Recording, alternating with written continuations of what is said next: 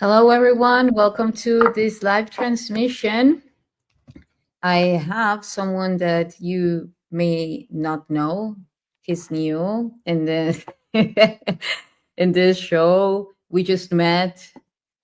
Yet he really looks like one of the finest beings that I have ever met.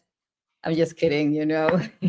Not about the finest being, but about just meeting, having just met him. He's Dr. Amir. Let me say Jahangiri. Correct. Yes, that is correct. Thank you. Okay. Yeah. Sometimes we choose a little bit of different names, last names. So yeah, nice. Jahangiri, Dr. Amir Jahangiri. And he's, well, he has been with me a couple of times because we have so many things to share, including an upcoming course on the activation of the rainbow body and the plasma body, which is the same, you know, but just different forms of approaching to that magnificent technology. So having said this, welcome. Well, thank you very much, my dear and esteemed friend, Yssah. I'm honored to be here with you. I'd like to say hi to our wonderful audience. Ladies and gentlemen, we love you. Thank you for being here. Your time is appreciated. Hopefully, we're going to have an enjoyable and beneficial conversation today. We're going to try to knock your socks off, spiritually speaking. You don't need socks if you're spiritual anyway. So let's see how this goes. Welcome, everyone. Yes, welcome, everyone. Thank you for joining us.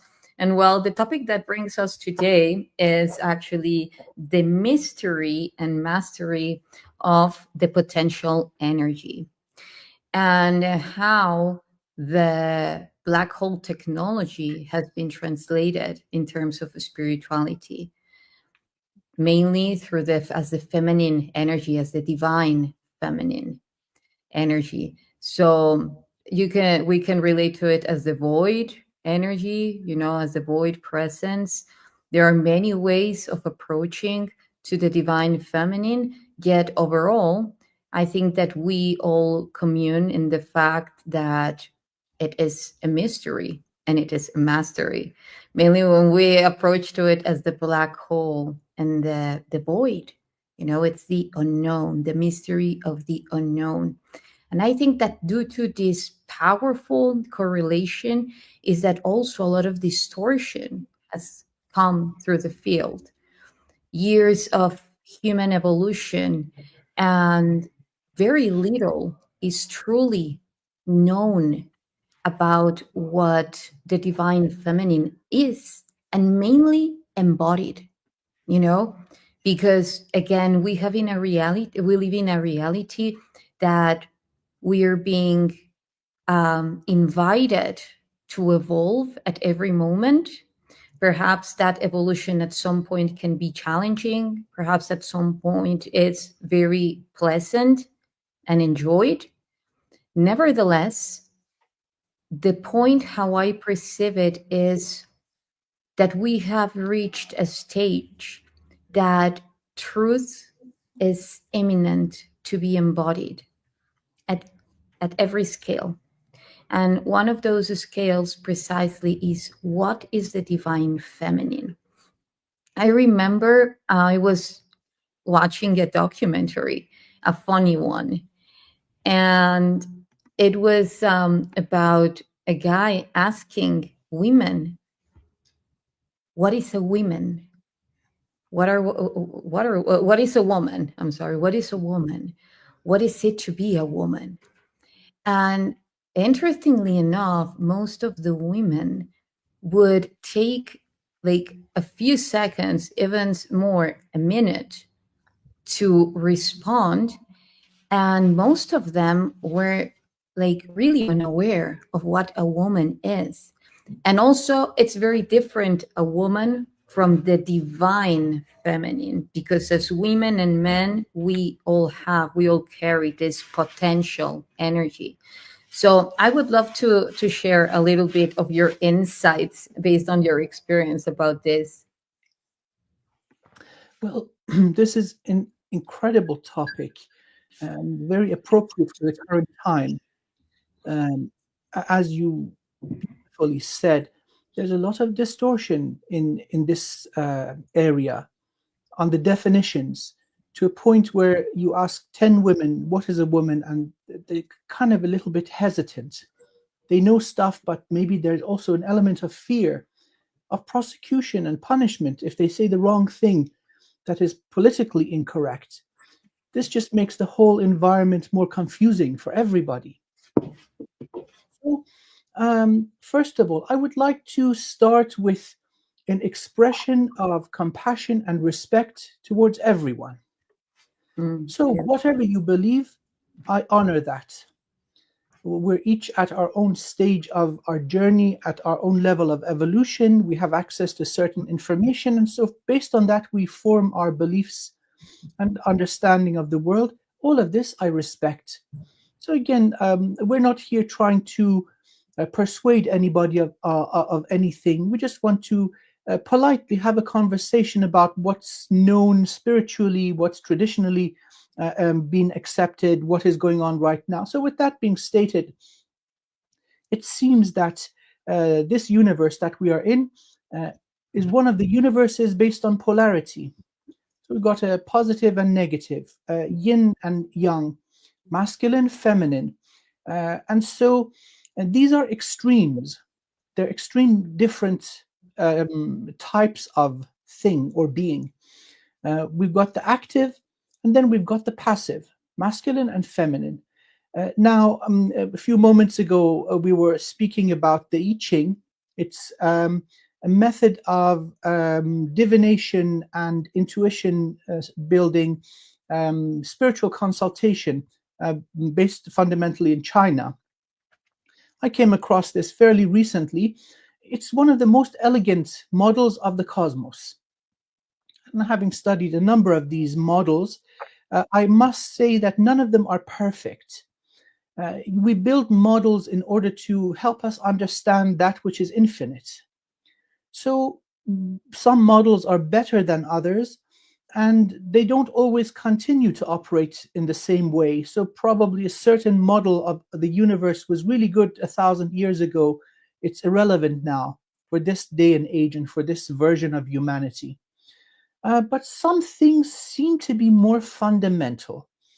Those related to the laws of physics, for example, or how manifestation seems to occur generally, these are immutable. And so therefore, they're known as laws, mentioned in the Hermetic laws and many other versions that try to, again, put these in a sort of a short formulated form.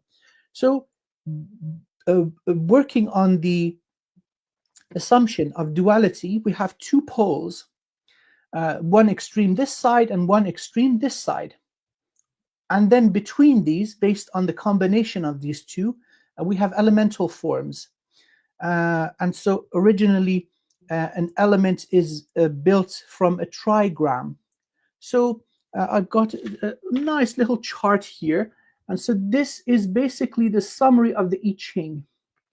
So the continuous lines are active, the broken lines are passive. So up here we've got heaven, it's active, active, active. And then on the other extreme we have earth, passive, passive, passive. And then when we put two elements together, we get 64 hexagrams. So for example, bringing back here, light is fire upon fire. So when you really heat something up, it starts illuminating and sending out photons. Darkness is water upon water. And you see that they're basically complementary to each other across these lines. So this masculine and feminine, we can look at these as the building blocks of the cosmos. So is one better than the other? No, that doesn't make sense. Do they need to be in perfect balance? It doesn't seem so either. Again, every possible combination of these extremes works out in a way that is needed and is beautiful. So what is needed then? I would imagine flexibility is needed. So depending on the situation, you have to be able to move towards one pole or the other. Now, although this model of reality is binary or based on duality, perhaps that is not the correct version of what actually happens in reality. So it's a continuous spectrum, but using binary systems is very useful in terms of simplifying. So we do have these extreme poles. Now, something that I've noticed in my journey is that when you move too far towards one of them, there's the tendency for one seeing themselves as perfect, and then you freeze. Because if you're perfect, then there's no more need to change. The place where neither of these have a pull anymore is right in the middle. So that balance comes in here, where you're not swayed by any one of these portals, black hole or white hole. There's no gravitational influence laterally, and so you become a superconductor for evolution, for source energy. Now, like walking the tightrope, you got a little stick in your hand, and sometimes you got to lean a little this way, you got to lean a little this way. So this balance isn't right on a straight line either. It's very dynamic. And so there comes in the flexibility. So in each condition, in each situation, what is really needed is compassion and looking at the consciousness of the other being. And sometimes in order to balance them out as a collective, maybe you need to sway a little bit more than usual to one side, embodying more of a feminine energy or a masculine energy. Now, again, something interesting. We humans, whether we're in a masculine or feminine body, we have both flavors of energy. And so a powerful female practitioner can heal the divine masculine and the divine feminine and vice versa. And so the whole thing is about dynamic balance. And in my humble opinion, it's really important that we have the ability to go all the way to one side or the other, because otherwise your abilities are limited. You got to be able to go perfect divine masculine and perfect divine feminine, regardless of what form your body takes or what color your skin is or where you're born. You see, these are non-important details. They're usually focused on, and it's a really amazing tool to cause division amongst humanity.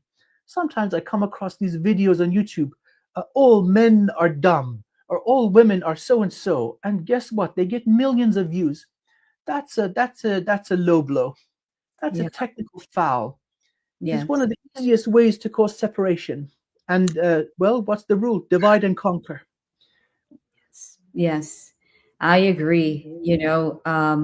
I feel that one of the fundamental topics that it's very important for us to focus on is precisely something like this, our divine feminine and our divine masculine. And for years, there has been a more intimate approach to these two energies.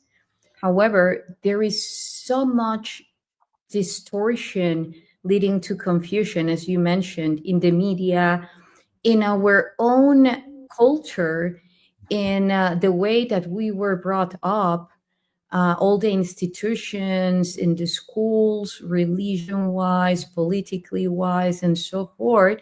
And this is not because, let's go beyond, let's now, from a unity consciousness, from a unified consciousness, acknowledge that this is all a test. So when we're talking about good guys or bad guys, everyone is playing a role. So for me, the more that we acknowledge that every situation is allowing myself to evolve and to become the most evolved version of myself, and that this is a continuum, as you said, the moment, like, for me, the only thing that we all share, as like every form of consciousness, is evolution. The moment that we cease to evolve, then we stop existing, because we have no longer purpose. So then when we talk about these two forces and the polarization and dualism and so forth, like, if we talk about polarization is needed to achieve consciousness, like to achieve that singularity. Why? Because if we have something that is all the time like this, then there is no motion that enables the amount of energy needed to actually, create a charge collapse or a torsion, and then, oh, I'm moving to the next stage. So even that polarization is following a divine purpose coming from source. So now the thing is that how long and how we manage, how we mastery those dipoles, that polarization. Because in the end and in the beginning, those two poles are merging continuously with one another. The thing is that we are not aware of that, or we were not aware of that. So imagine that you have all this beautiful orchestration within you, all this majestic cosmic melody all the time happening inside of you. And throughout your awareness, it's like living an outer reality where all that communion of the pulse into one, creating consciousness and memory and the gravitational field and the potential force and the kinetic, all those that are so organically functioning eminently within you. It's like you live in an outer reality and you say, oh, now I reject this, or I don't want this, or this is too masculine, or this is too feminine for me, or I don't have the best relationship with women or with men. Why? Because that's not you. That's actually the result of layers of education that were imprinted in your awareness and also in your holographic body through the very same binary codes that Dr. Amir was talking about. So one of the things that it's very important for us to clear as well is our holographic body. But before getting there is always something that I ask myself, that I find it very easy when it comes to at what point in my inner relationship am I at? So this is, okay, I ask my feminine, okay, how are you feeling regarding to my masculine? Are you loving him? Are you feeling close to him? Is he being very oppressive, too controlling, and then I will have the response of my own divine feminine telling me, or, oh yeah, I'm so in love. Different answers come at different times. And the other way around, asking my masculine, my divine masculine, because you will have different answers. When we're talking about divine feminine, we're talking about the highest form of perception as how we experience it. Again, as Dr. Amir said very eloquently, we are here sharing how we embody it, how we are creating it in our reality. And so whoever resonates with this, and whoever doesn't, that's the beauty of it, like that's what unity consciousness is. We don't hold the arcs of absolute truths. All together we create a higher truth, that arc of the covenant. The expressions of myself together create my inner arc of the covenant, that higher truth. It has nothing to do with religion, hermetics. It's information coming from source.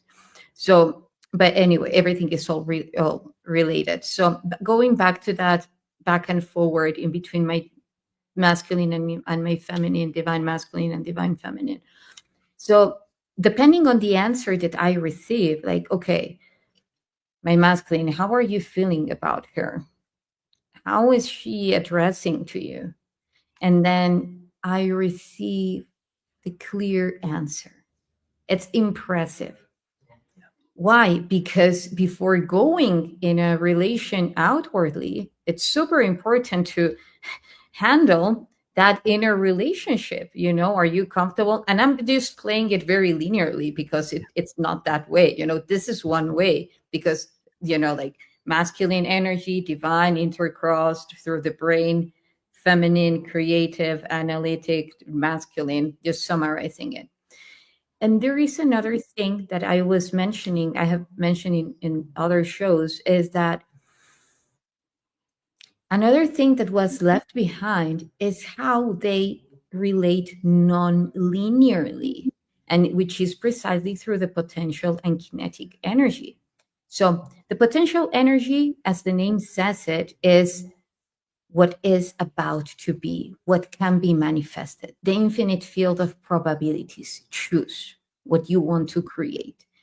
That is related to our divine feminine, that womb of creation, that holds suspendedly all that information, and that is going to shape it and direct it when it interacts with the masculine energy or the kinetic force. Like it's going to create, or well, mainly saying the potential is going to be interacting with the 0 point field, shaping itself and so forth, and then creating a bridge into the kinetic force, which is the masculine. So without going too much into the scientific field, what I want to say is that if we look at it that way, like the potential and kinetic, it would be mainly a toroidal field where my potential energy is deep within, and then my kinetic is the one that is emerging from that potential energy. It's not steady, it's dynamic, it's continuously flowing. So it's not only my feminine and my masculine, because very indirectly that is creating also separation. Why? Because it's like if you choose colors and you paint yourself this in white and this in black, and it's not like that. It's more dynamic. It's a toroidal field. So if we become aware that also my potential energy is in the center, communing with my 0 point energy, let's say, how to put it, imagine that again you have your potential energy at the center. And again, I'm not going like literally as it is in the scientific field, because I am really trying to break it down. So then you have your potential energy in the outside. So as soon as the kinetic energy is brought to the outside, the masculine, then it merges deep within. to the center, and then your potentially energy expands from within to without, and they are intertwined with one another, creating that toroidal field, which is the golden ratio, you know? So when these two forces come together by communing with the 0 point field and so forth, it creates the singularity, which is that wholeness. So just to, I'm going to stop in a bit to so that Dr. Amir can also share his perceptions on this. Yet the singularity is that space of wholeness, and the 0 point field would be that space that is around, along with the potential energy, that together they are shaping our reality, and our reality is translated as that kinetic force, as that force of coherence. Imagine, you know how they say that the feminine energy as the creative one is like, you know, like suspendedly there, like, oh yeah, and I want to do this and I want to do that, and I'm having all these ideas, and yeah, and then it comes the masculine and says, okay, that's awesome, now let's do this, and brings the, you know, like the order and the coherence, and bam bam bam. Okay, so non-linearly, this is very much present in the co-creation of these two forces. So the suspended potential energy has so many probabilities that it requires from that kinetic force to bring order into manifestation, not to stay suspended in what it could be, you know, or what if. So, thank you. So, I think, yeah, it's a way to put it. And yeah, go ahead. Go ahead. Wow. Okay. Wow. So I was just writing down little points as you were speaking, so I don't forget. Yes, beautifully said. Now, you mentioned this internal dialogue, masculine and feminine speaking, and asking towards the other form of energy, how do you feel? Are you expressed correctly? Are you happy? Are you comfortable? One of the ways that we can use, so other than the internal dialogue, which comes from a high level of consciousness and awareness, where you're able to raise the question and receive the answer. But other times, we may find the answer in the form of resistance.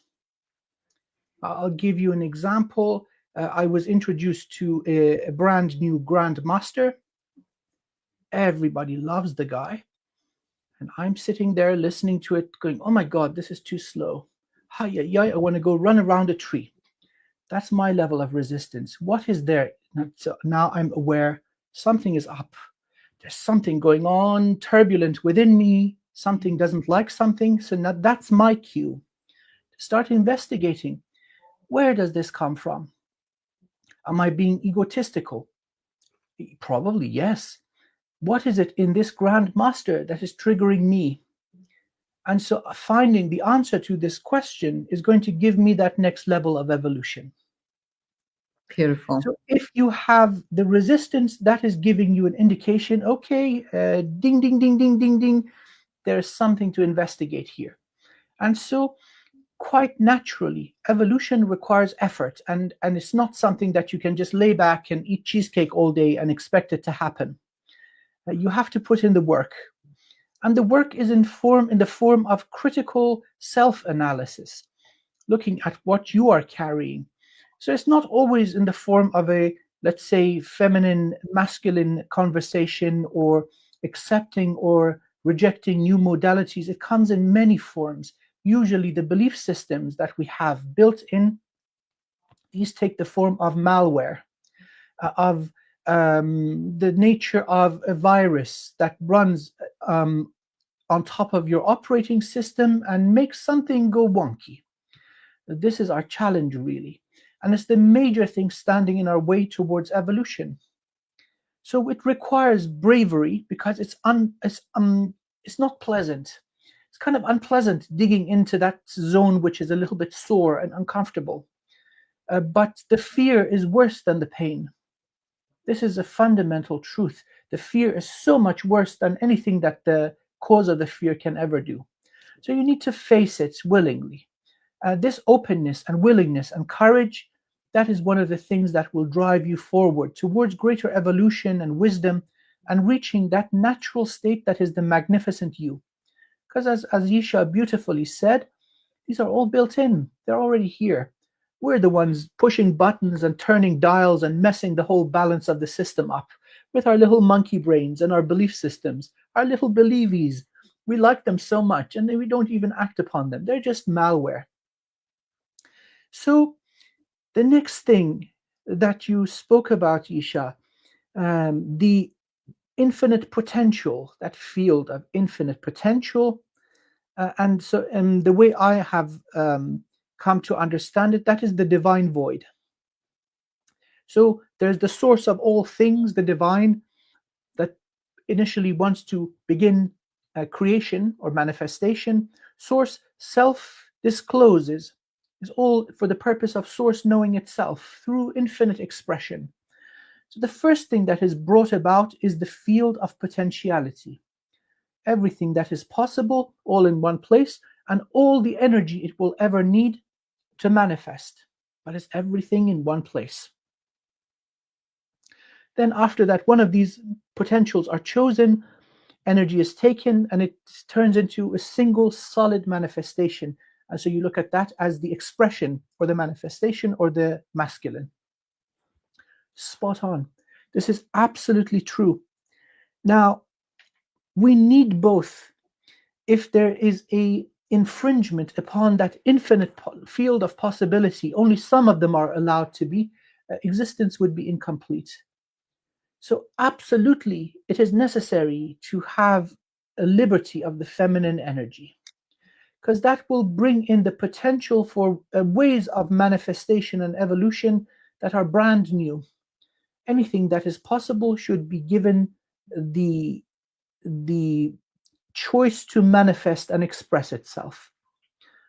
And then in that way, we need many dimensions, many timelines, many universes for all these infinite possibilities to have room to manifest.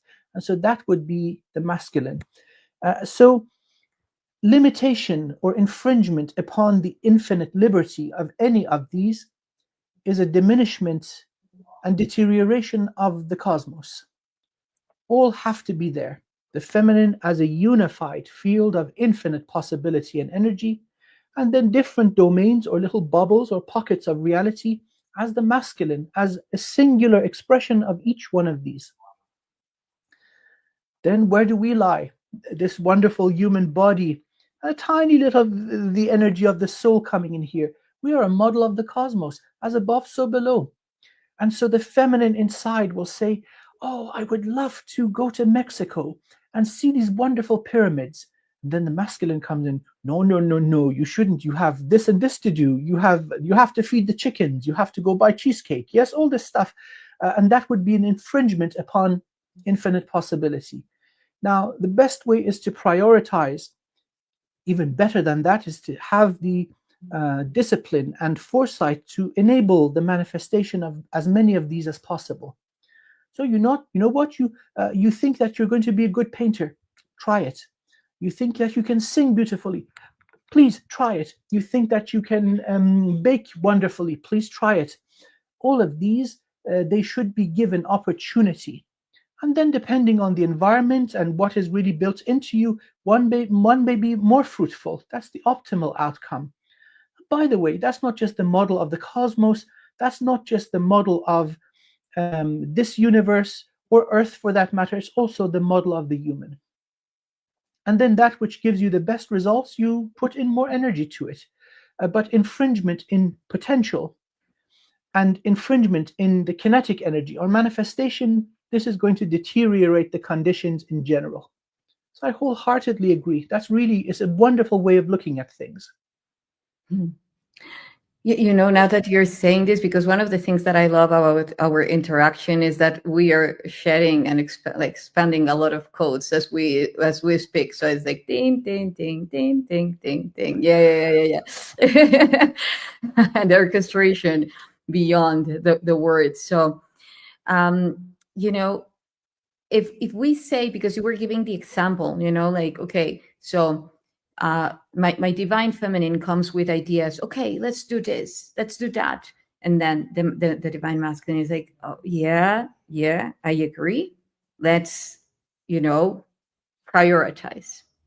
So I think, because now let's go to the other part, because you also touched upon that, which is this other, for instance, if we talk about let's say these consciousnesses that are related to the feminine, as the void, as the chaos, as the potential energy, yet without that order, without mainly as entropic force, and then you get so let's talk about that.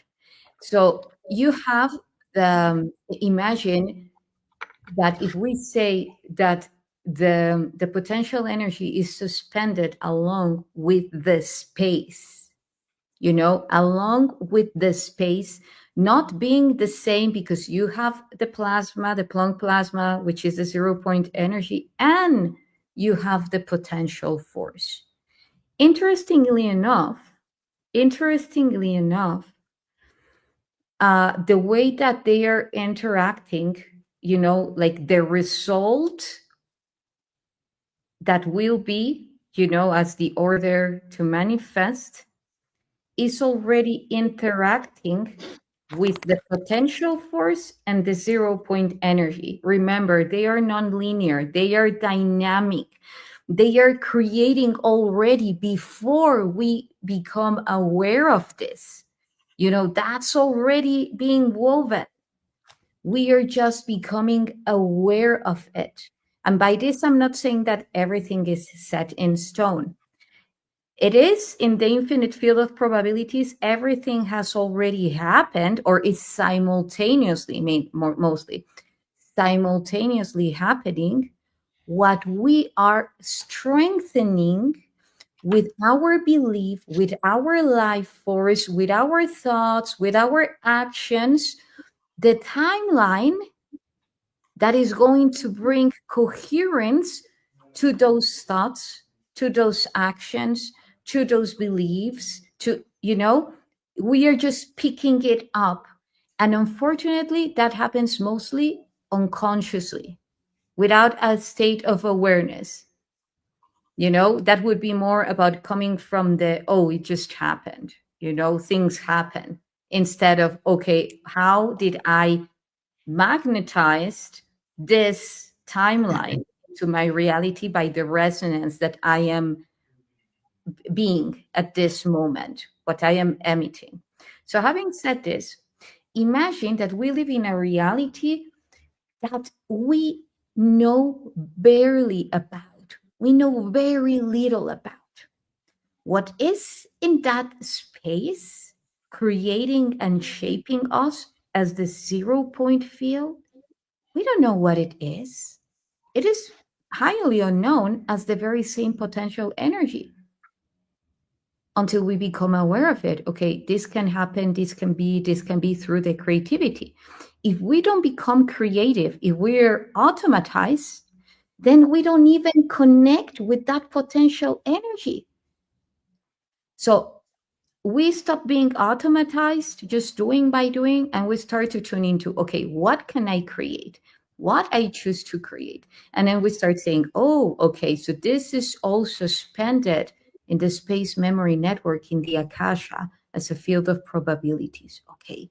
So now that 0 point field, which is the Planck plasma, is the one that is going to give us, or can help us to bring coherence within our creative aspect and our manifesting aspect, the feminine and the masculine. But there is a key, and that huge key is trust. But not trust as a romantic new age way that they have put, like, just jump into the abyss. Just jump. Go ahead, jump. Let's see what happens. No, it's more of a way, as the arcans in the tarot say, that how I perceive it, that hunch, that certainty without knowing is the result of high wisdom and knowingness. You know, when you reach that state, that is not just doing by doing, you know. No, you are consciously doing it, but without the attachment, which is fear of the unknown. Because nowadays, fear, it's also suppressing big time the divine feminine, just that we know, you know, like how all this system operates. Because then we are saying, what we're saying to the universe is that we are afraid of ourselves, what we can create. And just now put this example to a kid. You have a kid with a canvas, a white canvas. If you feel in that kid with certainty, sustainable certainty, then that kid is going to grow up making the right choices, wise choices, that it's not just jumping out into the abyss. No, it's knowing that if you jump, you will get there. And that is actually what you need to do right now, because you need to move strong amounts of energy in your field to shake the rest in order to get to that point, which is very different. And the result, therefore, will be very different. So just to finish with this now, I think that one of the biggest anchors that are limiting the full expansion of that potential energy without fear of destroying, without fear of herself, is that the feminine has a big role, which is the unknown. You know, it needs to have a lot of courage and bravery in a different way as the kinetic. It's more about, and this is very much related to the spider code, is like the spider. It's looking at the field. It has infinite field of probabilities of how to create that spider web. It's trusting in its intuition, knowing that every direction that it will go, it's the perfect point to create that network. So if we empower our divine feminine with that trust, that even through what we have been taught as chaos, it's actually what is empowering order, or is creating or giving the space for order to be. And I could even go deeper into the quantum of how it goes, but I would love for you to yeah, Um, talk more. wow. Yeah, I just have to say wow a few times after each time you speak. Wow, wow, wow, wow, wow, we wow. Okay. Likewise. Well, where do we even begin? Okay. So we're looking at the that so-called chaos, or that field of equal opportunity to every potentiality. And so that's the foundation of chaos magic or void magic. This is immensely powerful. So imagine we've got equal distribution of particles. They're all floating around in a container. And so you want to build, for example, a water molecule. You don't really need to go too far to find an H and an O and mix them together. Now imagine you've got some stable and let's say low energy state molecule that you have to first break it up to extract the hydrogen and oxygen, and then build your water from some complex, stable form that's difficult to break. So, of course, if you are working in established order, I'm not talking about politics or social order, I'm just talking in general, established order, whether it's in the atomic and molecular structure of matter or in a manifested universe. This is an infringement upon infinite potential. So you may wonder, well, how does the beloved source of all things deal with this seeming paradox? And here comes the law of rhythm, ebb and flow or cycles. So from the infinite field of potential, something is manifest. The divine feminine must be patient. For the masculine to do its thing, establish the order, so that one potential that is chosen to express itself fully. And then the masculine needs to be understanding that once something has run its course, it's time for that established order to go, to open space for something else to emerge and manifest. We see this in the cycles, grand cycles, the life, the birth and death of a universe. Everything inside this bubble of existence is recycled. Nothing is wasted, but one universe after the other. It's like the breath of Brahma, inhalation and exhalation. So there's cycles to the universe. This also applies to history. So a really good example is the French Revolution. Everything is established for centuries. There's one class that has all the power and wealth, and there's a very strict system of hierarchy. Everybody is stuck. Well, guess what? The French Revolution happens, and then we have social mobility. It leads to beautiful democracy. So there's an upgrade. Was everything about the French monarchy bad? Well, no, for a while it worked. And then we reached that stage of stagnation and deterioration. There's no way out of that. And so really the thing about using these cycles optimally is, again, awareness.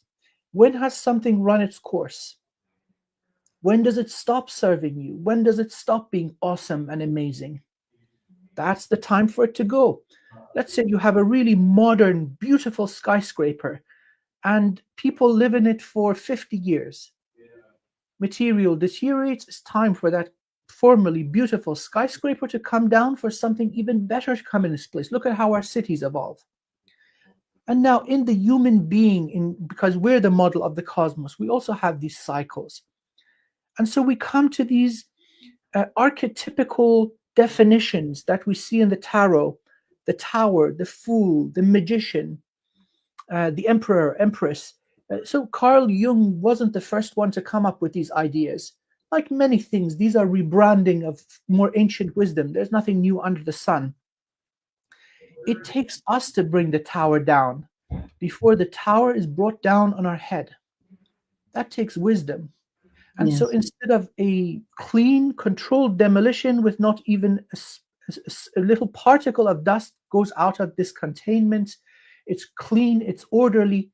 Imagine the chaos of a building coming down without any pre-planning. People are going to get stuck underneath the rubble. It's just going to be a catastrophe. So this is our duty. Finding the resistance, observing, does a certain thing serve any longer or not? And so for us to bring in that open space, the chaos, also known as the ego death. I was talking about this new grandmaster. Guess what? It's time for my ego to die once again. I must accept I'm a total dum-dum and that there's so much wisdom out there, and I should be a kid once again with sparkly eyes sitting in school like when I was 5. to learn the new stuff once again. Forget all the old stuff. It's done its job. I've pushed it to the limit. It's time for something new. So this whole thing of polarity, masculine, feminine, manifestation of amongst an infinite number of potentialities, patience of the feminine, allowing it to express itself fully, and then the masculine saying, okay, I've done my thing. It's time to go and do something new, and giving space to expression of the feminine. And this is also an ongoing internal process. We're not at war with anybody. It's a matter of optimization in point and fact. Do you want it to deteriorate to a point where it's a pain in the butt, or you know when it's done and you just cut it, snip it in the bud when it's time? That's the art of living, really. So if you do this correctly, guess what? You get to express so many things. How would you measure your life? If you've worked, let's say, only one job behind one desk for 40 years and that's all you've ever done, oh my God, that's a disaster. But imagine you've worked 20 different jobs and been a shining star. You've traveled the world, you've danced, you've painted, you've published books, you've composed music. That is a full life. And you see, ultimately, when you look at it, giving expression and then wiping it out and seeding new potential, that's the way of a profound and fulfilling and rich experience. The way that the universe works, the way that Earth works, our society works, a building works. And guess what? The human body follows the same principle, cycles of ebb and flow. That's our choice. How beautiful do you want to live? That's so beautiful. Thank you for putting it in such a delightful way.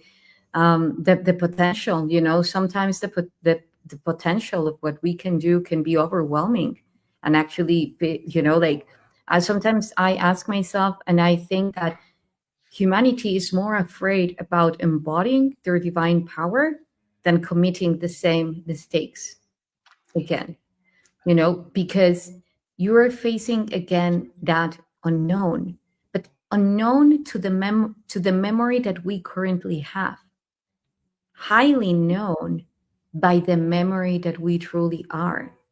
Because again, everything is very much connected to memory. Everything is memory. It's data, it's information, it's energy, and all these codes. So I just want to transmit that like this high love and compassion for the divine feminine, for everyone that is joining us now and that will be watching this show later. You're already Is doing it. Thank you. Thank you. You too. You too. It's like, imagine that you have like this, again, this 0 point energy that this is just recently came to the surface. It had never been touched upon. We know there was ether. We would say, oh, that's awesome. Ether, it's like the quintessence. It's the big deal, the real deal. Yet never truly touched upon that. And it's our nature. And when we're talking about, that the black holes are where life is, the point where life is created, the space where life is created, through the vacuum fluctuations. Okay, so what's the vacuum fluctuations? It's again two forces, two poles coming together, coming together. If we go beyond stepping into our stepping into our experiences just randomly, and we move into stepping up for our experiences, then that certainty, that trust in ourselves will be so inevitable that anything will be capable to stumble us down. And again, there are cycles, as Dr. Amir was saying. We cannot defy our nature, yet we can fall in love with it and mastery it. So, for example, if we become really good DJs, really good musicians, and we know which beats we need to keep short, which would be, the cycles in which the potential energy is drawn into this chaos. And then we just summarize it, keep it simple, and then we go all the way to the cycles where it could be called, like the high peak of our reality. And then we can extend a little bit more on that.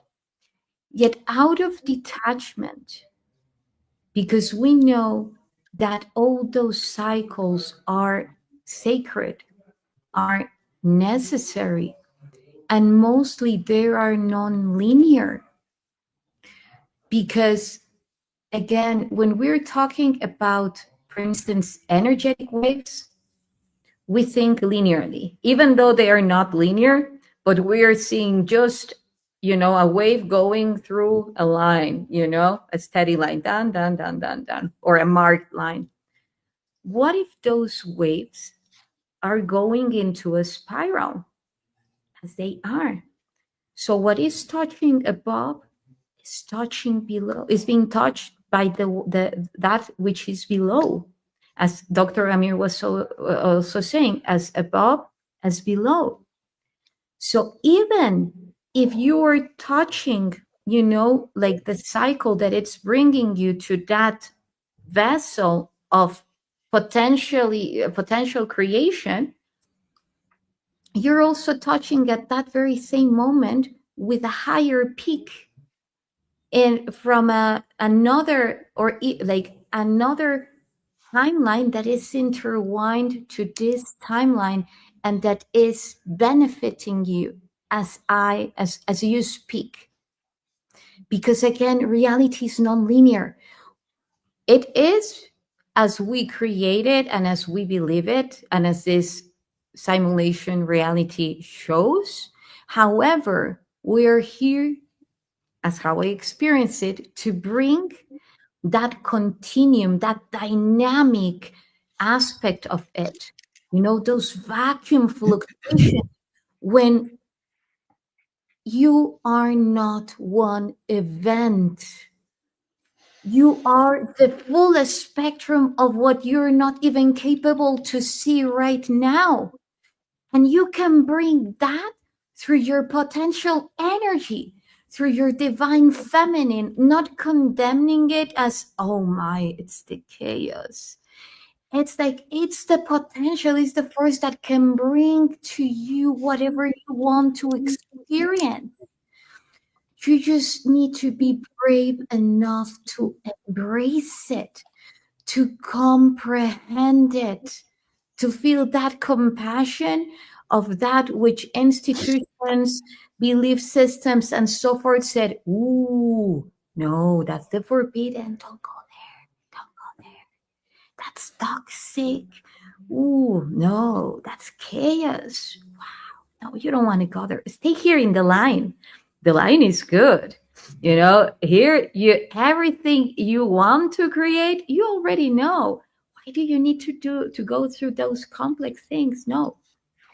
And unconsciously, we were stigmatizing that divine feminine. And then we wonder, why? Why is this energy, this potential energy, so suppressed? Why can people create and manifest as they speak? Well, many things, but one of them is this, So this is how important, as how I perceive it, is to actually tune more into that which we don't see, not being afraid of it. It's not complex. I mean it, because I handle it that way. This is one of the things that I love sharing. It is actually very simple, because you're just choosing colors of flavors. Imagine that you're in an ice cream shop. They're just asking you what flavor you want, So then dive into yourself, dive into the unknown of yourself. It's waiting for you. You have amount of treasures hidden there and condemned without even knowing them. There's pure gold there waiting for you. Beautiful. Well, let's continue upon this, looking at male and female, but this is not exactly masculine and feminine energy. So, for example, the void energy, or that which is known as yang, or passive, or receptive, this has embodiments in both male and female form. So, Kali, being of the divine void, but also the Vajra-Kilaya, the masculine counterpart. Highest form of Tantra. If you embody the void, you have mastered all potentiality. And the way that this is represented in Buddhist artwork and in Hindu artwork also is the embrace. They're facing each other and embracing. And then there's this divine fire blazing around them and lightning sparks jumping around. But this also applies to the masculine or active or yin energy, which also has a male and female representation. So we have Shiva and we have Shakti, or maybe Durga. I love all of these energies, all of these representations of consciousness that I just spoke of, especially Kali. Whenever I get my dumbass into trouble, she really saves me. Thank you, Kali. Now, me too. Looking at the role of each. So we know that we can embody male bodies, female bodies. We've done these thousands of times on Earth, all of us. And so again, in each one of these incarnations, we can embody active or passive yin or yang energy. So let's kind of look at the role of each. Well, the feminine or the yang or passive energy, it doesn't just hold all potentiality. It's constantly looking through them to find the optimal choice for next cycle. And the active or yin or masculine energy isn't just responsible for creation or manifestation. It's waiting for the feminine to say, psst, okay, time's up. So it's also responsible for destruction. So many of these beings that are described in the Eastern tradition, these are not gods in the form of what we understand in the Western culture. They're representations of ideas, primordial energies. So with creation, the masculine is waiting for the signal from the feminine. Okay, it's run its course, bring the whole thing down. And so that is the duty of the masculine, to listen to that other aspect of consciousness, to be whole. If these two go to war, oh dear, we're in trouble. Divine feminine gives a poor next potential to be manifest. Masculine builds it up and it's not really good. Or the masculine has built an established structure, feminine says, okay, bring it down. And the masculine says, nope, I don't want to. This is I like it this way. And so we go into stagnancy and degeneration. That's the balance that is in the cosmos, that is in the human body also. Yes, I love it. I love it. It brought me to me, like, again, the continuum, the potential is here and it's also outside, as well as the kinetic, they're emerging, they're creating this beautiful toroidal fundamental field. Speaking of which, how would you describe that the perfect, well, not, let's go beyond perfect, because again, for me, perfect would be even imperfection itself again, otherwise you stop evolving. But what would be a very holy, not as as from wholeness, a very holy approach to the Vedic, because I love the Vedic. Like, for instance, if we're talking about Kali and so forth, then it brings me to Tiamat, which is also that dragon water. Like, there are many ways to relate to it, but mainly is, like, again, that ocean of potential energy of, so what would it be a very holy way of, for the beautiful soul tribe that is joining us, what would be a very holy way to describe the most harmonic way of interaction in between the divine feminine and the divine masculine? Well, you've already answered this earlier in this conversation we've had, detachment. And so please allow me to elaborate. Absolutely. Everything seems to work really, really good until we are running in survival mode, survival consciousness. There's fear, there's lack mentality, and there's victim mentality. These are all anchors pulling us down from human state into animal state. And you see this more pronounced when survival becomes tougher. The animal really comes out. So what is it that is the block in this beautiful cycle? It seems it's the destruction phase. We're afraid. What if I walk away from this god-awful job and then I can't pay my bills? Fear. Ding, ding, ding, ding, ding. That's the thing that is the blockage. So we need to come to remember a fundamental truth. We don't own anything. And I don't mean this in a New World Order, dark side kind of thing. Even the bodies that we have, these are a loan from the planet. We accumulate a certain amount of mass, and then the soul shard leaves and it goes back to the earth to be recycled. So you don't even own your body. That's an illusion. What you do own is the experience. That's what you keep with you, and that's what goes into your soul memories and the Akashic records, and you can go back lifetimes. You can verify this through many, many methods. QHHT or shamanic healing is available. So if you do your homework, this truth becomes irrefutable. Therefore, that thing that blocks this smooth flow of birth and death, regeneration and evolution is the fear. So you need to be brave. Don't fear the destruction. Most profound experiences happen after tower. Please think, go back in your time. Something breaks down, something goes really catastrophically wrong, or at least that's what you think in the time. And then when the dust settles, you look back, you say, oh my God, I needed this. It opens space for the new to come in. And oh my goodness, the new is so much better. I have never experienced a degradation in my conditions after an act of valor. One of our wonderful audience also wrote this in the chat, that the universe, the cosmos, faves bravery. That is true. So if you are a scaredy cat, you're going to be stuck in the box, like a kitten in a shoebox.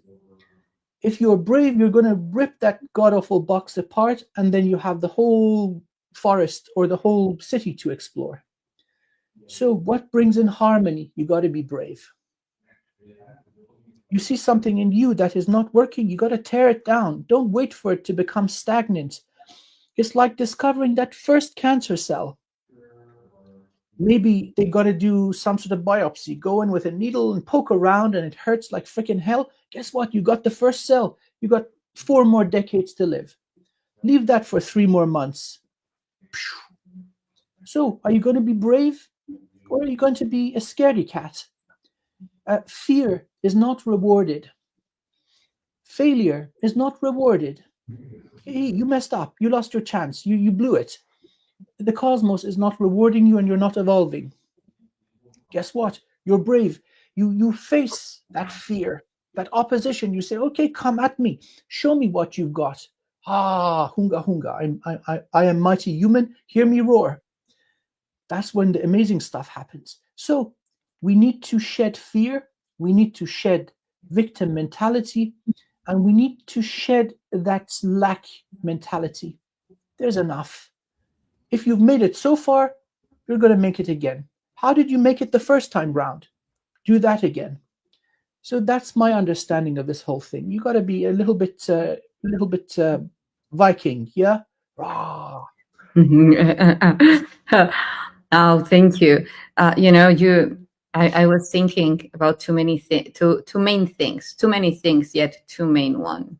And the first one, which I will address first too, is of the Osiris myth, and also the moon came. The moon and Nemesis. As the dwarf sister, dwarf star sister of the sun. So when it comes to Osiris, we're talking about fear, and how I perceive it. There are many ways, of course, that fear can translate us. Yet the core, the essence, is mainly related to fear of death.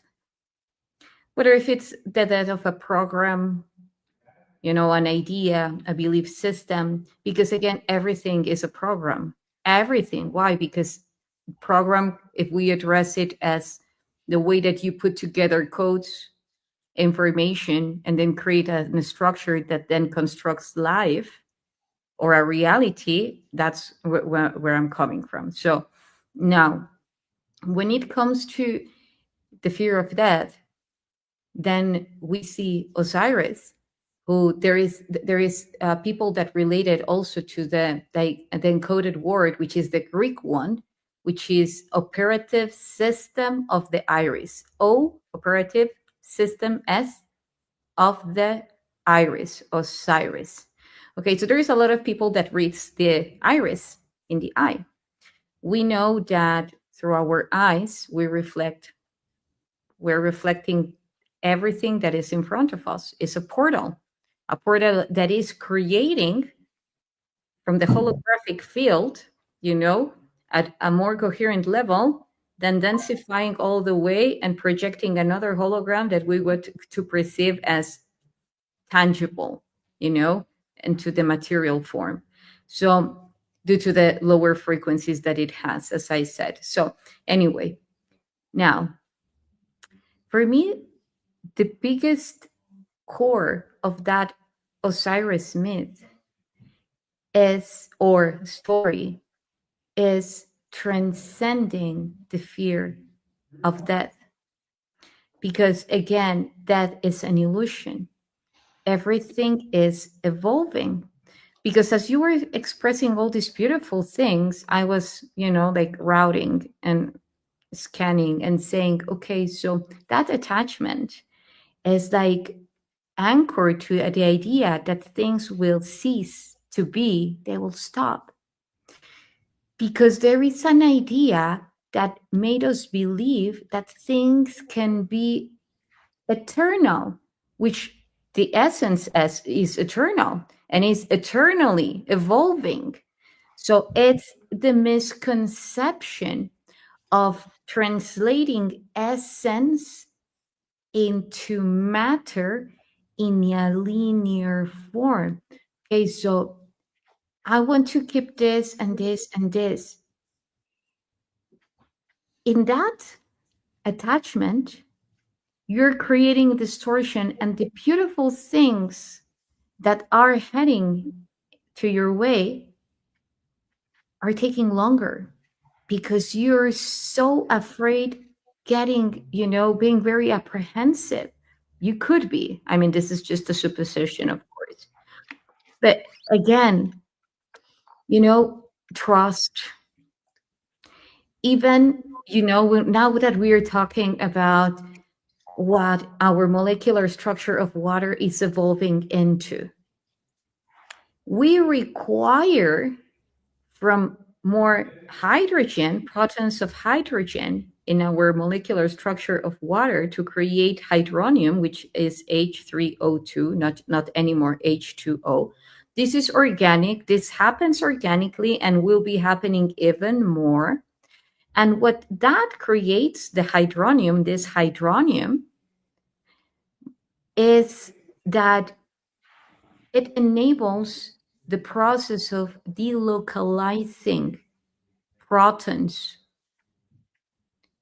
And this means, imagine your multidimensional nature being here, being there, being there, being there, being there, being there. It's like a whole universe to discover.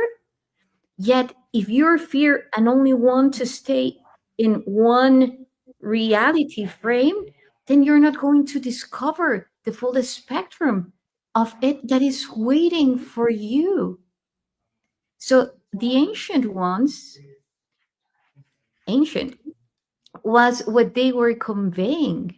Transcend that fear of an illusory death, and you will enlighten. What we were talking last time, you will enlighten, you know?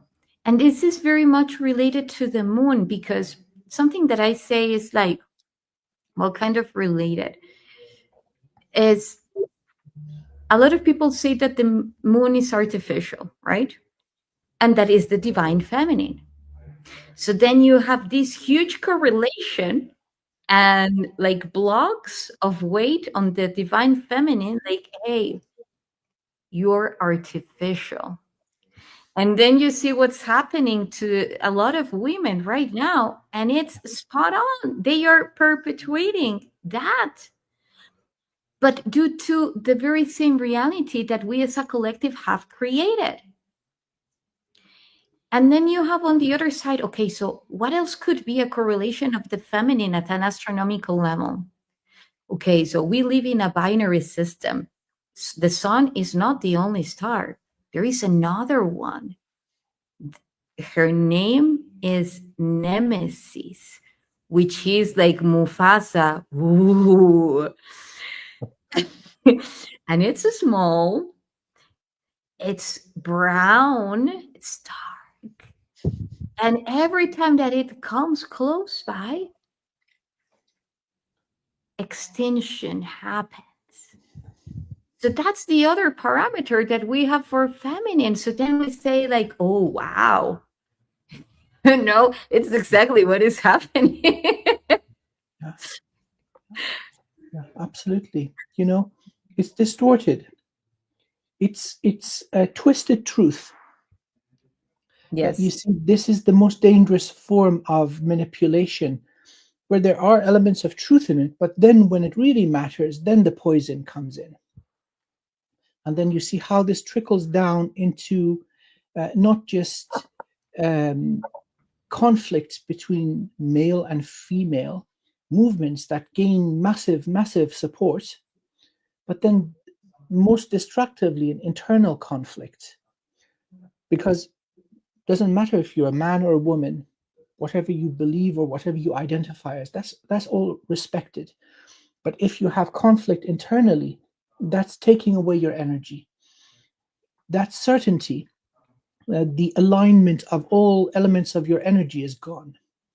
And so, by very definition, that unified consciousness harmonics, where you hear the wisdom of the body and you hear the wisdom of your divine aspect, that is gone. So you're cut from source, you're cut from earth, you're at war internally, the body starts breaking down. Nothing works correctly, and guess what? You are easier to control and manipulate. So this type of malware or virus, which is in the form of distorted fact, distorted truth. See, it's not about this, let's say, being that we all have to bow down to and go, kumbaya, kumbaya, I love you, I worship you, I sacrifice my babies to you. No, come on, please. Yeah. Our ancestors were not dumb. They didn't have the toys we were playing with as technology. They had their own technology. Please trust, go look at these pyramids they've built. Yeah, exactly. And when it comes to the matter of consciousness, the cosmos, the energy of the body, these were advanced people. So they tried to perpetuate this. How would you teach a 5-year-old an immensely complex principle of creation? You make it into a story Oh, there was Osiris, and then this happened, and then this happened. Now someone comes along, someone really clever and kind of really dark, really evil. Oh, how do we control these people? Oh, let's put a bug right in the noggin where it's going to mess with them in perpetuity. So in order to release this, we really have to be brave, because I'm just going to be kind of like extreme here. All of these fears, they're a massive loudspeaker, two tiny wires going to a watch battery. And so when you snip the wire, you see there's nothing behind it. It's all of the nature of illusion. And so compassion, whenever you see your emotions go to the extreme, something triggers you. Ding, ding, ding, ding, ding. That's your indication something internally is out of balance. And there's no judgment here. It could be any topic. There's no judgment, no emotion. That's your cue. You need to look at this. And so we see often young people very passionately screaming on the top of their voices, rah, rah, rah, this is wrong, this is right. But that's not a compassionate and mature approach. It doesn't leave room for conversation and learning. And so, if I want to conclude the whole thing, I would say the way out is critical self-evaluation and the shedding of fear. This really will push us forward, get this cycle of evolution flowing smoothly once again. Hmm. Now that you're touching upon cycle, and thank you for saying all of that. It's so important, everything that you have said. Like all this confusion translated into coherence. You know, I always, as you know, try to translate everything into how the universe behaves. And I say, okay, so in which situation would the universe hold to so much decoherence? Unless you have massive amounts, like cosmic amounts of a galaxy, then you need a lot of decoherence to create, the center. Yet when we're talking about us, which are, particle, nanoparticle to the source, this also helps me to acknowledge how powerful we are and what amount of cosmic energy we are creating. And if we reverse that, if we torsion that, then we will be able to construct universes of light, cities of light, all that reality that we came here for to manifest. To torsion that acceptance, as you also said, wholeness, and knowing how to navigate within our own structure, multidimensional structure.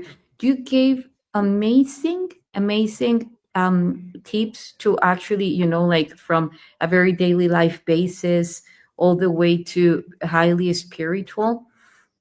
We shared, like keynotes, like suggestions. And I would say that the torsion, one way that I have found that it's very simple because it's calling in our holographic nature, is when you start reading the universe as energy, and for instance, the person, the man, the woman that you're in a relation with, you just remove the costume, the disguise, and you see it's pure energy. And how you're interacting with that energy, you also take your costume off and you see yourself as energy. How is that energy interacting with one another? Is it creating, like an electric cut, like a short circuit, a shortcut, or is it creating, like amplifying the light, amplifying the energy? What is it? In which part of your body?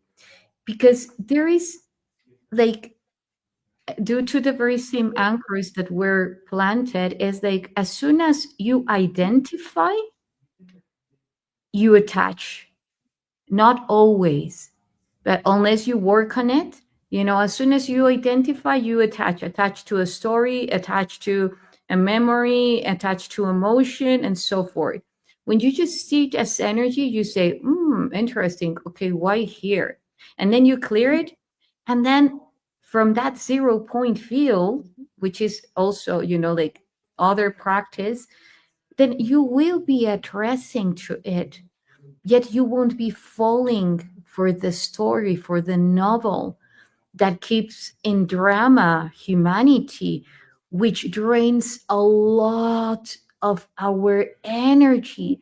That drama egregor drains a lot of our energy. And it's not related again to any gender, because there are also some crazy beliefs that, oh, this gender is all about drama. Oh no, this gender, it's non-drama. Or energy. Oh, we really need to, well, it's for me one of the big like keynotes of my path of remembrance so far has been acknowledging that the fact that our heart is more to the left than to the center is that our feminine aspect has been put as the one in charge of emotions. So it's very important for us to align it to the true north. I was so excited when they were telling me, like Arcturus Ra and Sherry Deep Band confirmed that, because I read on this a while ago that I said we need to restore our heart to the true north, like put it equally in our hemispheres.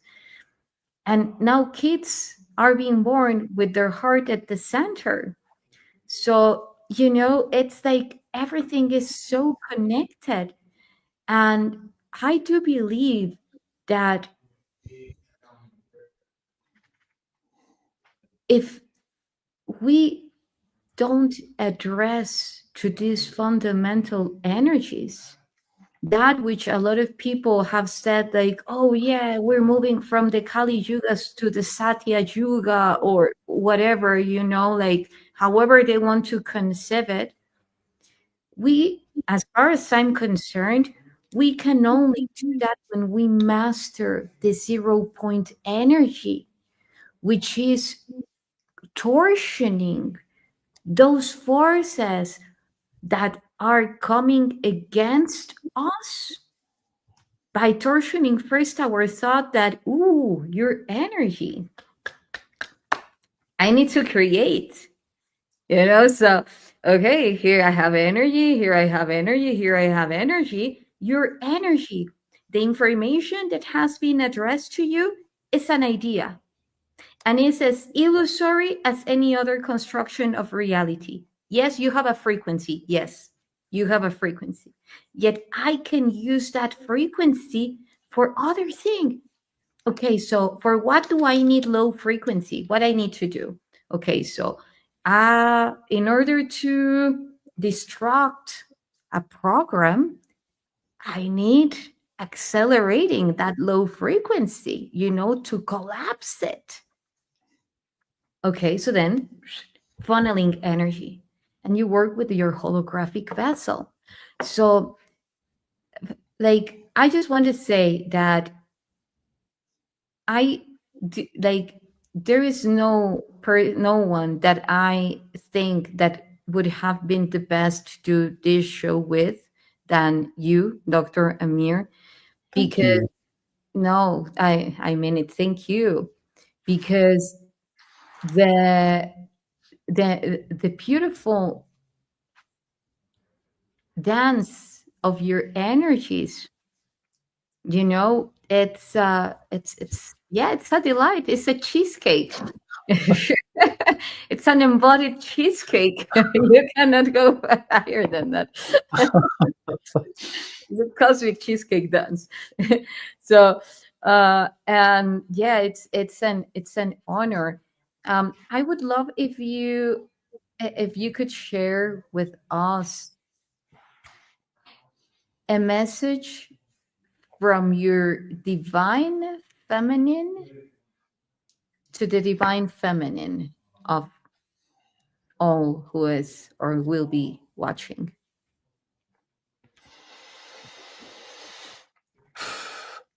Shed from your consciousness all that makes you small. There is joy in rebirth, and the very process of rebirth needs death to be reborn. And so welcome this.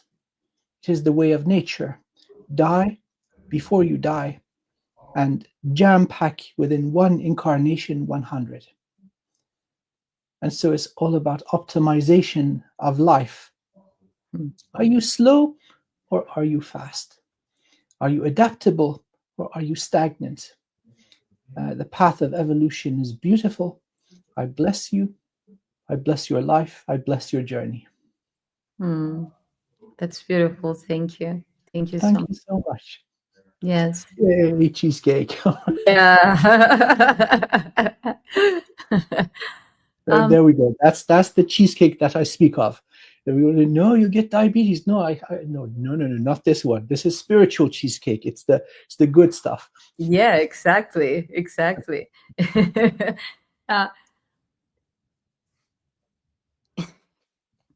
I was going to say the true nature of reality, as there is people like all type of thinkers, then at some point there will be people that think that the world has a shape of a cheesecake.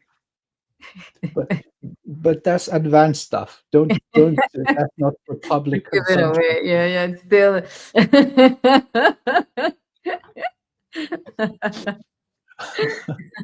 The world was not created on the shell of a turtle. It was created in a slice of cheesecake. Oh, but that comes later. Maybe in a few years, the collective will be ready. Yeah. Profound truth. First 0 point energy, and then No. cheesecake Earth theory. It's not flat Earth. It's cheesecake Earth. Oh. Yeah. And again, what is life without joy, right? Yes, this is just the transmuting. Yeah, talking about turning it on its head and raising the vibration. Well, there you go. That's one of the techniques. When life gives you lemons, make lemon cheesecake. Yeah, and oh yeah, best thing. Yes, I agree. I would love to say that we're facing a big stage of human evolution that is definitely coming out of a cycle. Yes. I was reading that for instance, the spectral spheres as the Buga sphere has been, present in many other stages of human evolution. So if we dive into everything that throughout history, again, like his story, like the coding, the quantum nature of words, the frequency embedded within them. But anyway, if we go through human evolution, we would see the behavior and the interaction in between the feminine and the masculine. We can see that there has been a lot of corruption and being hijacked by other forces that are not inherent to human nature. I know that there is people that believe that Homo homini lupus, which is Hobbes, a philosopher, that said that the human was a wolf to himself, but in a nature that a cannibal to himself. And for this, I say, if you believe that, then you will be creating and manifesting that.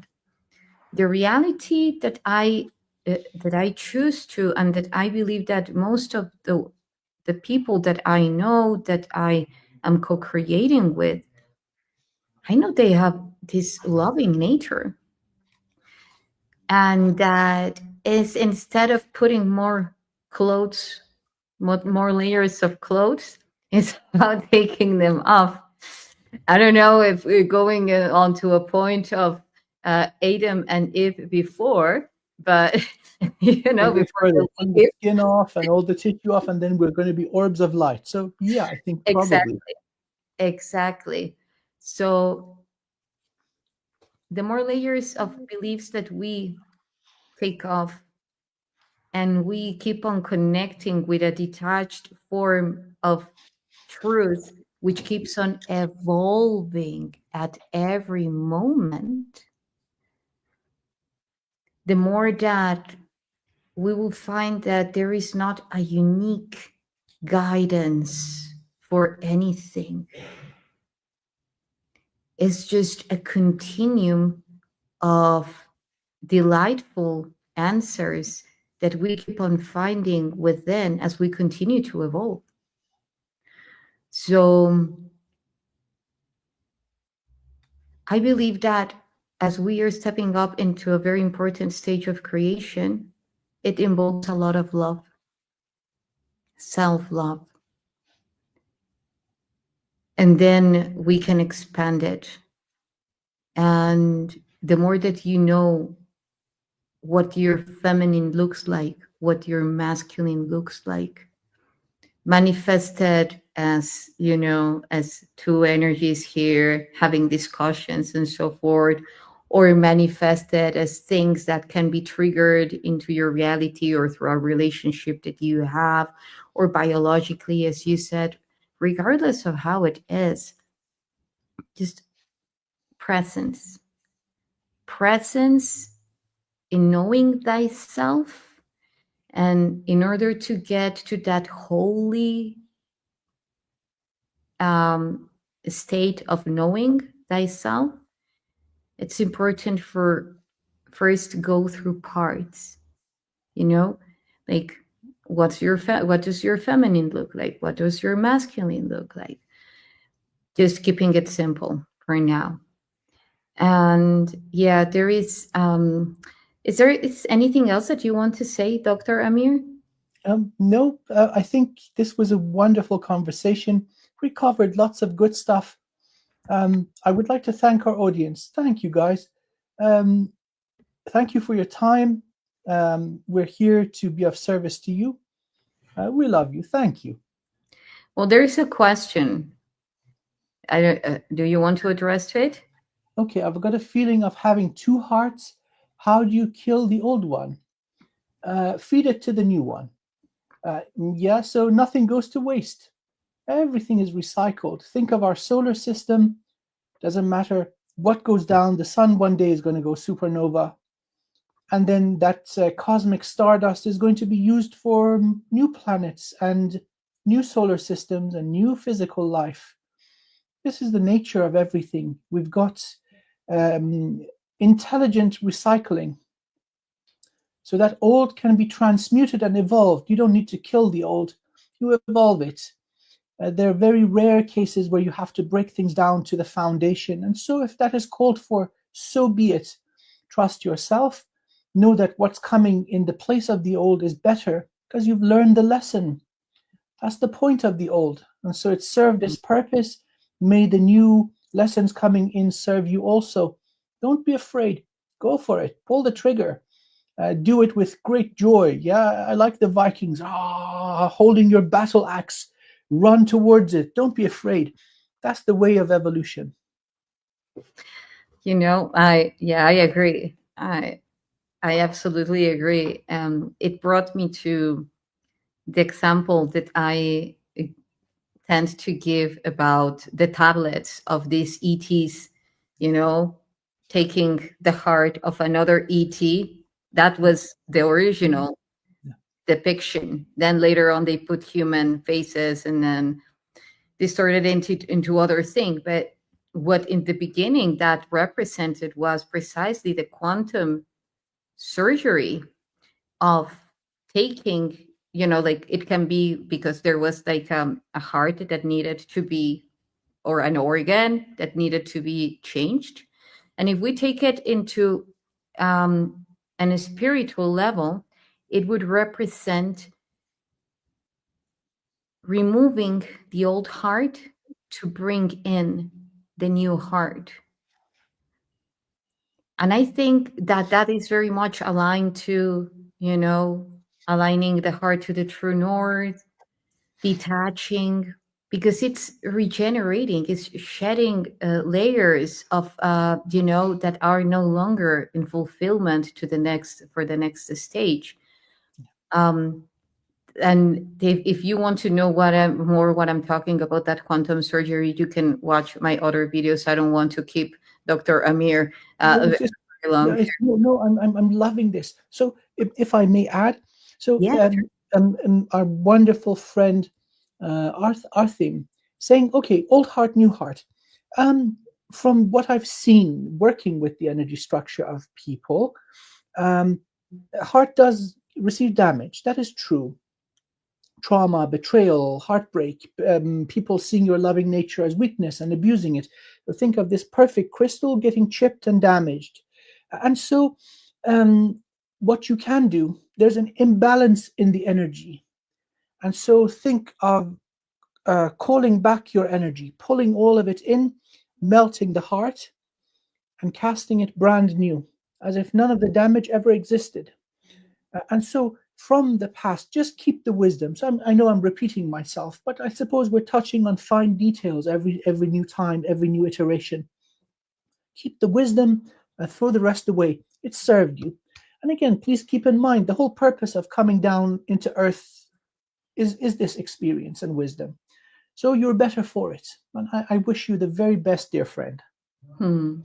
Yeah, that's amazing. I love that. I love that. Well, now that we are into those beautiful technologies, the quantum surgery, we know that there are energetic surgeries. Like, for instance, if someone calls Dr. Amir, hey, I'm having this pain, and if he can receive help from him, yeah, he will do a surgical, an energetic surgery, and then the person will feel better, much better. So now, when it comes also at, like, let's say, uh, naming it as a quantum surgery that involves tangible things as organs being replaced, there was, or is, who knows, he disappeared, but a quantum physicist, a Mexican quantum physicist, Jacobo Greenberg, and he did deep research on the shamans, mainly a Mexican one named Pachita. And Pachita was very well known for performing surgeries. Of course, they wouldn't call them quantum surgeries or even energetic surgeries. They would call them surgeries because they did involve knives, not properly surgical knives. I'm talking about kitchen knives. So a lot of people would come and visit her for different diseases.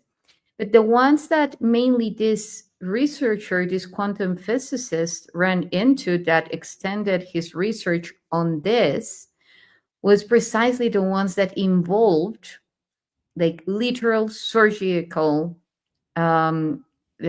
endeavors, So the like all of his research, he has pictures, photos documented. Again, his name is Jacobo Greenberg, if you want to dive into his story and his research.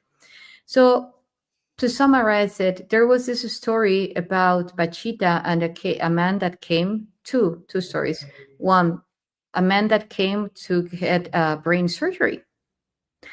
Well, to the surprise of the quantum physicist, that disappeared again, because there are theories that the CIA took him, or even galactic beings, because he discovered something very important related to the lattice, the space memory network, how to master it in and equations in quantum physics, through quantum physics equations translated. So then when Pachita performed this surgery, she did it again with a knife, a kitchen knife, opened without anesthesia. She was just the field that the energetic electromagnetic field that she emitted was so strong that the patients will enter into an altered state of consciousness and influence their own biology to stimulate type of oxytocin and shifting the adrenaline precisely for oxytocin, another type of alchemical redistributions. So then the man survived. He had a tumor, it was removed, and the man survived. And the other one was a story of the man with a heart. She put him. He laid in a table, grabbed the kitchen knife, put some alcohol on it, then cut him. Again, the same process, amplifying her field, so forth, removing the heart.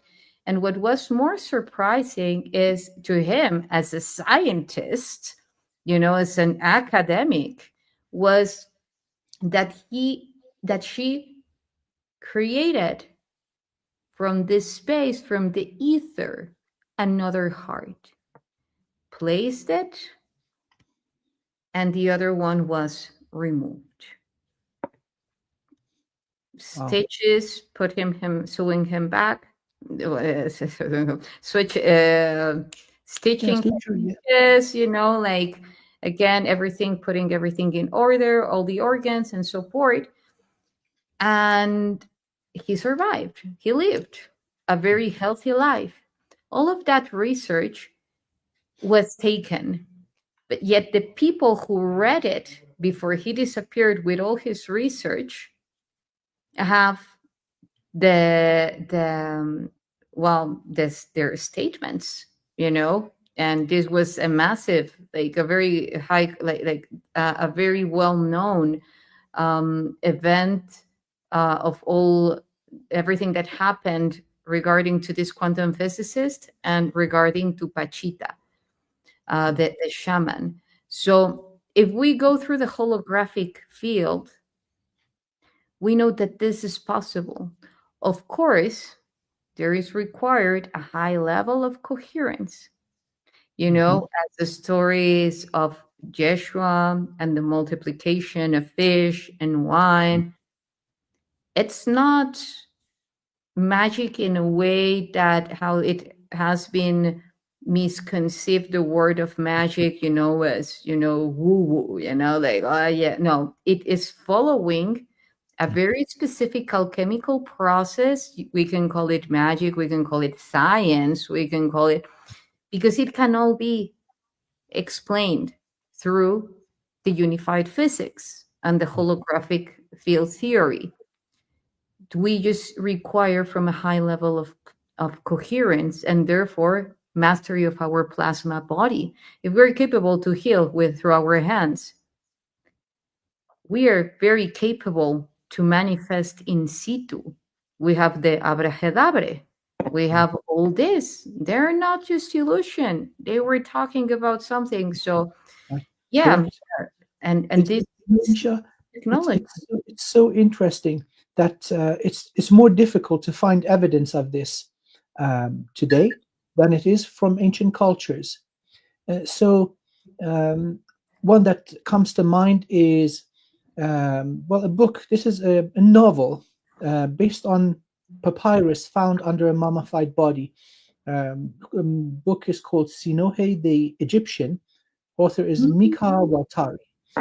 So they found a sarcophagus under the body. There's these papyrus, and it's the story of the pharaoh's physician describing the process of opening the skull, how they were able to cease the bleeding, same process you're describing. And also lots of bodies are found where they used to use gold. They would mold the piece of bone that's taken out, mold gold and place it back in.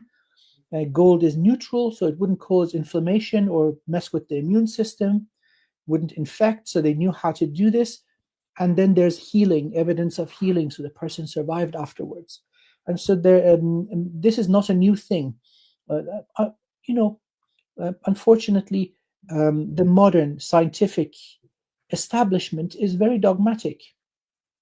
And so if it even slightly deviates from what is politically correct, it evokes fear in the academics because their funding will get cut, and they don't want to mess with the big brother or the granddaddies of that field. But that is very limiting. The scientific approach itself is beautiful and valid. Scientists sometimes they get carried away a little too far, so that does happen. But this is something to look forward to. It's not just this one wonderful shaman that could do this. This seems to be with us. Exactly.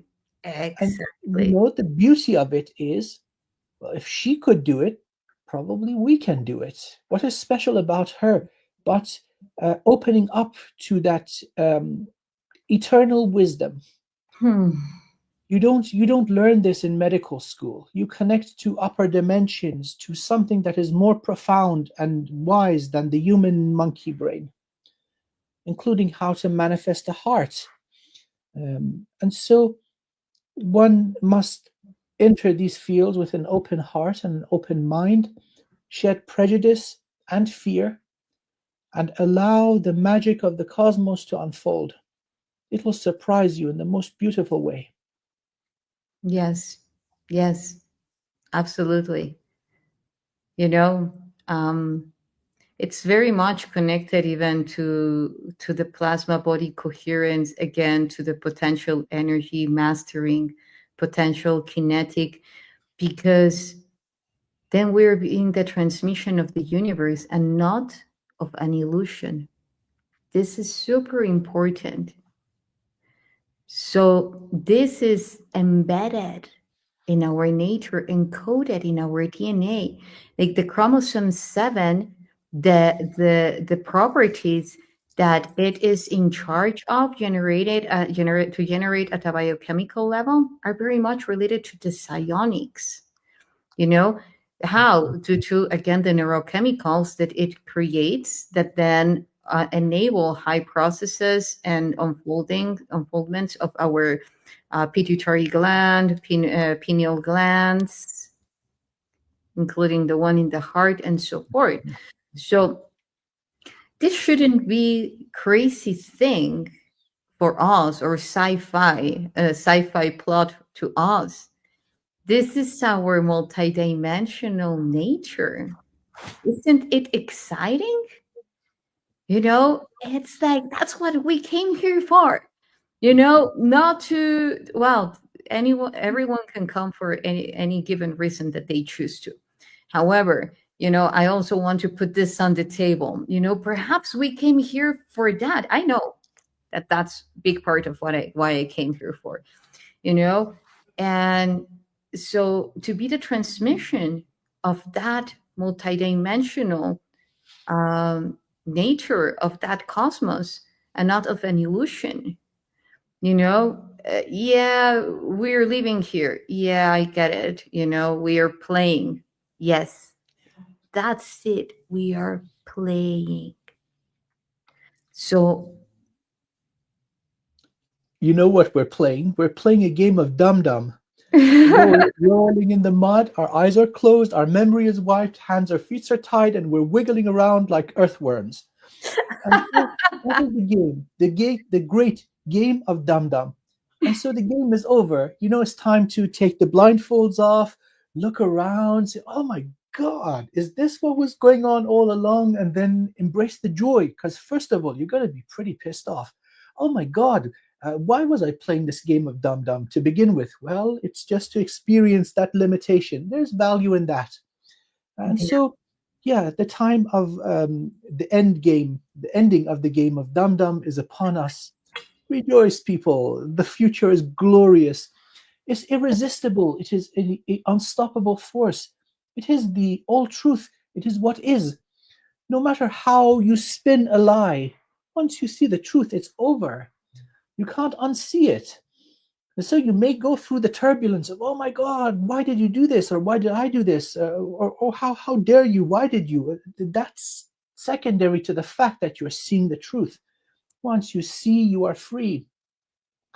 And you got to be a little bit brave, taking the blindfolds off, getting used to the sunlight again, once again. Oh my goodness, my eyes hurt. Of course they do. You haven't used them. I go back to the movie The Matrix. Why is the light hurting my eyes? Well, you've never used them. That's so true. Well, happy birthday, humanity, because that's what's coming up. Yes, I agree. I agree. Shall we need to get the cheesecake now? Yeah, we keep coming back. What would happen if they brought you a chocolate cake instead of a cheesecake? I'll have it. Yeah, no, old cake is my friend, but cheesecake is my best friend. So perhaps using some plasma, and then hold it up in the light and transmute it into cheesecake. Yeah. Yeah. Great minds think alike, huh? Yeah, exactly. Okay. Well, thank you everyone for all your beautiful comments, questions, and yeah, it's just a matter of remembering that all this simulation was anchored in a principle of truth. This is why it gets to be sustainable, because it makes sense to some extent. The thing is that they just took a tiny bit of the fundamental truth and then created the whole plot in a very dramatic way. So when we just access to that particle through the wormhole of that particle to actually access the truth by not rejecting it, yet using it on our behalf, then we get to access, we're being granted, because we are coming from a space of love, not rejection. Then we access through an epiphany, through a vision, through, oh, so that is how it connects, right? So that is what was the rest of the puzzle that I was not being able to see. And it requires, yes, bravery, courage, truth, integrity, love, and fun. A lot of sweetness. Yeah. Some people would relate it precisely to that cheesecake, to any other type of sweetness. Yet I do believe that sweetness, joy is fundamental for this quest, because then we don't judge ourselves. Why are we here? We could be having fun in Sirius, commanding some motherships and going into other type of galactic quests. We are. Yes. We are doing that. Don't worry. This is it, by the way. This is what that's where we come from, and this is the quest. So you just have to snap out of it. Exactly. And we will be helping the universe big time. Like through this, we will be helping the universe big time, because this is a huge quest.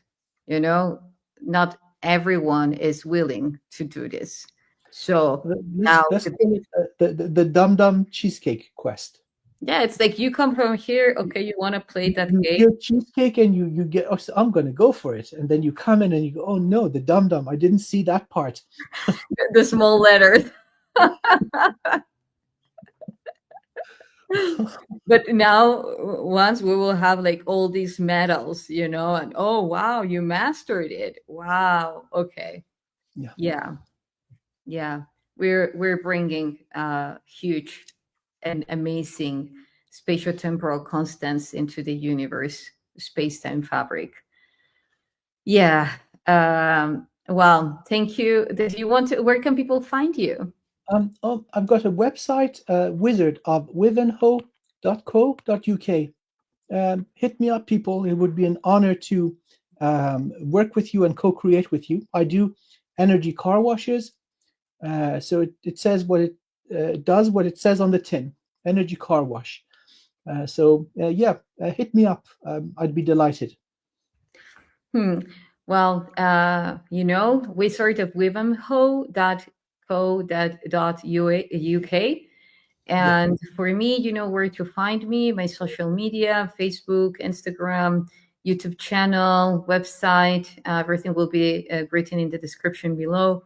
Remember, well, I will be presenting at the CLE on behalf of Artifact Guardians, explaining the educational part of all these ancient extraterrestrial findings that we have been doing in many places around the world, and also in Mexico. And we will be talking about that. I will be along with Trevor Miller and Gold Porter.